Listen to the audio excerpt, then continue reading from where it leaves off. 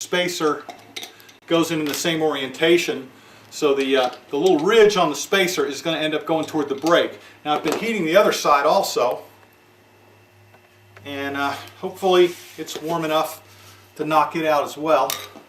We don't need to worry about the spacer this time. Okay, and there's the other bearing knocked out.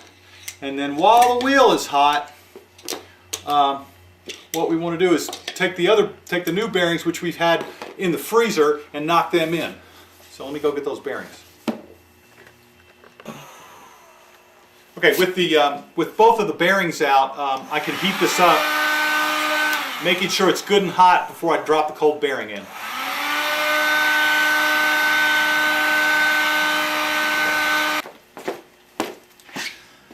All right, the bearing is cold and the hub is hot, and hopefully it'll just drop right in. There it did.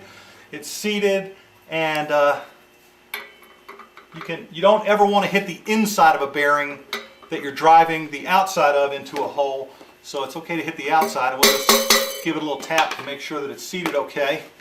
All right, and so now we'll turn the wheel over and do a little reheating of this side and then put the other one in. Okay, the hub is hot. We're going to drop the spacer in and hopefully drop the bearing right in. All right, and take the socket that hits the outside and make sure it's seated. Okay, so now both the bearings are in.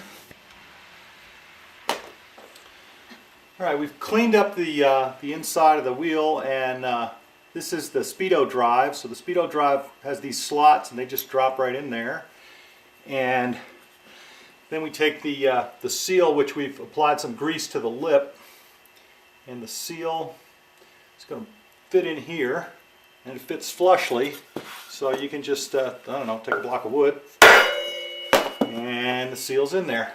Now depending on how tight you got the bearings and how tight the spacer is in there, it's a good idea to take the axle and work the axle before you try to remount the wheel, because that makes sure that everything will get in line and the axle will slip back in. And that's it for the front wheel bearings.